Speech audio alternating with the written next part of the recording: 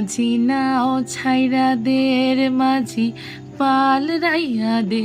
Good afternoon, সবাই কেমন আছেন? আশা করি আপনারা সকলে খুব ভালো আছেন। ওয়েলকাম ব্যাক টু বর্ণজ মুভিং চ্যানেল। আশা করি দেখে বুঝতেই পাচ্ছেন যে জায়গাটা কোনখানটা। আমি যেখানটা থেকে শ্যুট করি, যে জায়গায় থাকি, একদম গঙ্গার বক্ষদেশে, একদম চন্দননগর স্ট্যান্ডে।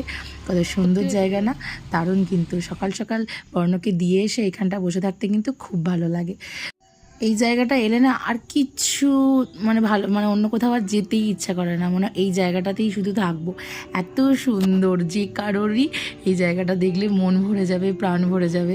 সারাদিনের ক্লান্তি, মন খারাপ, দুঃখ, কষ্ট সবই বুঝি ঘুচে যায়। ওই জন্য কত কত মানুষ এখানে এসে সকালবেলা কেউ হাঁটে, দুপুরবেলা কেউ হাঁটে, বিকেলবেলা কেউ হাঁটে, বা কেউ বসে, কেউ নিজের মনে গান গায়, কেউ বিভিন্ন ধরনের শ্যুট করে। খুব সুন্দর জায়গা, এত মনোরম পরিবেশ বুঝি কোনো জায়গায় পেলে সেখান থেকে ছেড়ে উঠে যাওয়াটা খুব মুশকিল। যাই হোক, দিনটা ছিল ভীষণ স্পেশাল, তাই সকাল সকাল আমরা চলে গেছিলাম স্ট্যান্ডে। সেই কী দিন সেটা নিশ্চয়ই বুঝতে পারবেন, তার জন্য কিন্তু পুরো ব্লগটা দেখতে হবে।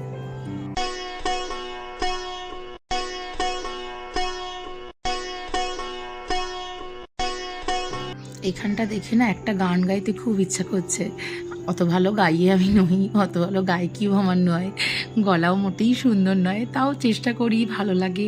নিজের মনকে, নিজের শরীরকে ভালো রাখার জন্য আমি গান গাই, তাই সেই থেকেই হয়তো বর্ণ শিখে গেছে। তো একটা গান আছে না, মাঝি নাও ছাইরা দের মাঝি পাল রাইয়া দে, গার মাঝি গা কোনো গান, একদিন তোর নাও মাঝি লা লা লা লা লা মাঝি রে। তো এই গানটা জানি না কে শুনেছেন, আমার কিন্তু খুব ভালো লাগে। ছোটোবেলা স্কুলে পৃথা ছিল, পৃথা এই গানটা গাইতো। পৃথার গলায় যে সেই গানটা আজও আমার কানে বাজে। খুব সুন্দর ছিল পৃথার গানের গলা। তো যাই হোক, ছবিগুলো দেখে নিশ্চয়ই বুঝতে পারছেন দিনটা কি ছিল। দিনটা ছিল হোলির দিন। সকাল সকাল একদম স্ট্যান্ডে প্রচুর লোক এসে যায় দোল খেলতে। আমরাও তাই চলে গেছিলাম মাইকেলদার সঙ্গে দেখা করতে। যেহেতু মাইকেলদার ছেলেটা ছোট্ট, মেয়েটা বড়, ছোট ছেলে হয়েছে, তাই রানু আসতে পারেনি। মাইকেলদা তো অলওয়েজ সবসময় মাইকেলদা ছাড়া যেন কোনো জিনিসই হয় না সম্পূর্ণ। তো দিনের শুরুটা প্রত্যেক বছরই মাইকেলদার সাথেই হয়। তো এবছরই বা অন্যতা কেন, আমরা না থাকলে আলাদা ব্যাপার। যাই হোক, গেছিলাম অনেক কষ্টে, দেরিতে, 9:30 10টা বেজে গেছিলো। আর এটা আমার ননদের ছেলে, আমার বড় দাদা ভাই। তো সবাই মিলে গিয়ে একটু রং টং মেখে ফটোশ্যুট করে ওখানে স্ট্যান্ডে খুব বিখ্যাত, এখানে চন্দননগরের বিখ্যাত যে ঘুগনি হয় না, ঘুগনিটাকে এরা মশলা দিয়ে না করে ওটাকে সেদ্ধ বলে বিক্রি করে। ওর মধ্যে পেঁয়াজ কুচি, লঙ্কা কুচি সব দিয়ে, ডিম সেদ্ধ দিয়ে খায় সবাই। ভীষণ প্রচলিত এখানে, প্রত্যেকে খায়, ভীষণ ভালোবাসে। তার সঙ্গে হয় বাটার টোস্ট। আমরাও তাই ভেবেছিলাম যে ওটাই খাবো, কিন্তু অ্যাজ ইউজুয়াল দেরি হয়ে গেছিলো। আর এই দিন তো সবার ছুটি থাকে, সবাই আসে একই জায়গায়, তো তাই সেটা তো শেষ হবেই। আমরা গিয়ে আর সেটা পাইনি, তাই ভাবলাম একটু বসে গল্প গুজব করি। তারপর ওখানে একটু চাটা খেয়ে তারপর চলে গিয়েছিলাম প্রতিমাদির বাড়ি।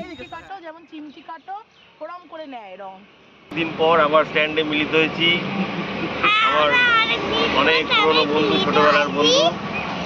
অনেকদিন পর অনেকদিন পর আবার অকেশনালি এখন মিট হচ্ছে। সবারই সময় নেই, সবাই ব্যস্ত, কিন্তু অকেশনালি আমরা আনন্দ করি। খুব ভালো লাগছে। Happy Holi to all. Happy Holi. শুভ দোল পূর্ণিমা। হ্যাঁ, শুভ দোল পূর্ণিমা।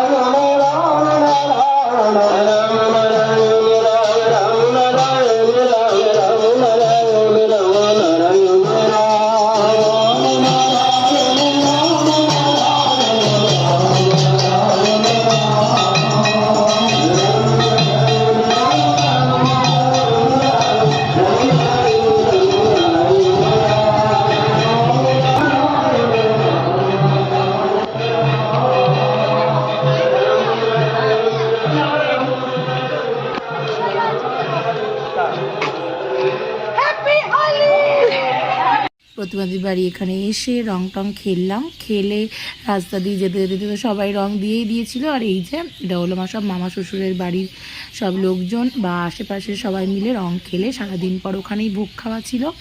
খাওয়া দাওয়ার পর ওদের বাড়িতে পুজো ছিল, থাকার পর আমরা সন্ধ্যেবেলা একটু প্রতিমাদিকে বললাম চলো একটু ক্যাফে যাই। সারাদিনটা কাটলো খুবই সুন্দর।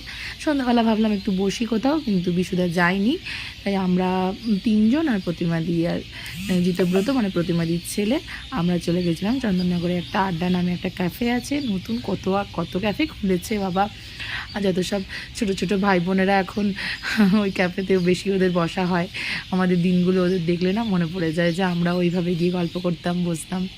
যাই হোক, এখন আমরা ঘোর সংসারী, তো সবাই মিলে ক্যাফেতে ভালোই লাগলো। কিন্তু বিশুদাকে মিস করলাম, বিশুদা আসেনি।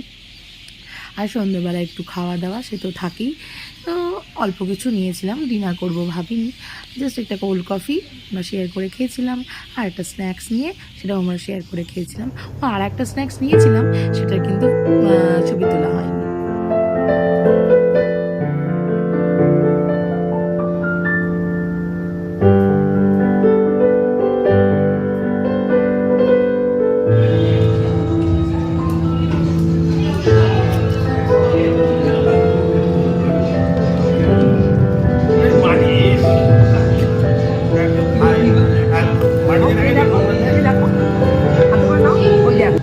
যাই হোক, সারাদিনটা আমাদের বেশ ভালো কাটলো। বর্ণর পাপার তো একদিনই ছুটি থাকে, তাই মাঝখানে একদিন যদি এরকম ছুটি পাওয়া যায় বেশ ভালো লাগে। তো আপনাদের কেমন কাটলো দোলের দিনটা সেটা অবশ্যই জানাবেন, এবং আমাদের ব্লগটা কেমন লাগলো, আমাদের সারাদিনের অ্যাক্টিভিটিগুলো আপনাদের কেমন লাগলো অবশ্যই সেটা জানাতে কিন্তু ভুলবেন না। এবং ভালো লাগলে প্লিজ একটা লাইক শেয়ার কমেন্ট করতে কিন্তু একদমই ভুলবেন না। আর নতুন দেখে থাকলে প্লিজ একটা সাবস্ক্রাইব করে দেবেন। জানি আমি অনেকটা গ্যাপ দিয়ে ব্লগ দিচ্ছি, কি করব বলুন, সময়ের বড্ড অভাব। প্লিজ দেখা কিন্তু বন্ধ করবেন না, প্লিজ নোটিফিকেশান এলে একটুখানি খুলে দেখবেন, অবশ্যই আমাদের বর্ণর কথা চিন্তা করে। যাই হোক, দেখা হচ্ছে আবার নতুন একটা ব্লগে। ততক্ষণের জন্য সবাই ভালো থাকবেন, সুস্থ থাকবেন। নমস্কার, টাটা, দেখা হচ্ছে খুব শিগগিরই।